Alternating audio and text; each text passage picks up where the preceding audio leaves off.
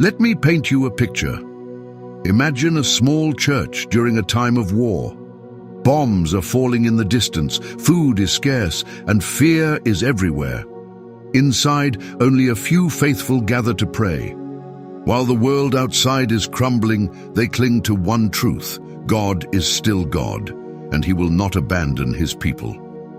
Now here's the question: what kept those believers from giving up when everything around them screamed hopelessness? That's exactly the same question Paul is answering in Romans 11. Our scripture passage that we will be reading is Romans 11, 2b through 6. Let's begin. Or do you not know what the scripture says in the passage about Elijah, how he pleads with God against Israel? Lord, they have killed your prophets, they have torn down your altars, and I alone am left, and they are seeking my life. But what is the divine response to him? I have kept for myself 7,000 men who have not bowed a knee to Baal. In the same way then, there has also come to be at the present time a remnant according to God's gracious choice. But if it is by grace, it is no longer on the basis of works, since otherwise grace is no longer grace. When Paul writes in Romans 11, 2b-6, he reaches back into Israel's history to remind us of an important truth about God's faithfulness. He points to the story of Elijah in 1 Kings 19. Elijah had just come down from Mount Carmel, where God had shown his power in a dramatic way, sending fire from heaven to consume the sacrifice. Yet soon after that great victory, Elijah was running for his life, discouraged, exhausted, and convinced that he was utterly alone. In despair, he cried out, Lord, they have killed your prophets, they have torn down your altars, and I alone am left, and they are seeking my life. 1 Kings 19:10. But God's reply cut through Elijah's loneliness.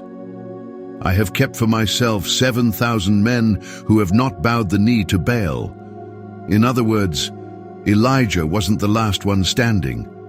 God had preserved a faithful remnant, a hidden group who refused to compromise their devotion. Elijah's perspective was clouded by fear, but God reminded him that his plan and his people were still intact. Paul takes that same story and applies it to his own time. Just as in Elijah's day, God had preserved a remnant in Israel, not because of their strength, not because of their religious effort, but because of His grace. Verse 5 puts it plainly. In the same way, then, there has also come to be at the present time a remnant according to God's gracious choice. That phrase, according to God's gracious choice, is the heartbeat of this passage. It tells us that the people who belong to God are not gathered by human achievement, but by divine grace. Paul drives the point deeper in verse 6, but if it is by grace, it is no longer on the basis of works, since otherwise grace is no longer grace. Grace and works simply cannot be mixed. Grace means God's unearned, undeserved favor. Works mean human effort. If salvation rests on anything we do, then it ceases to be grace at all.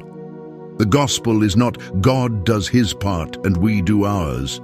No, the gospel is that God has done it all through Jesus Christ on the cross. This echoes the familiar words of Ephesians 2, 8-9. For by grace you have been saved through faith, and this is not of yourselves, it is the gift of God, not a result of works, so that no one may boast. Salvation is a gift, not a paycheck. It is offered freely through Christ's sacrifice, not earned by religious rituals, moral effort, or good intentions.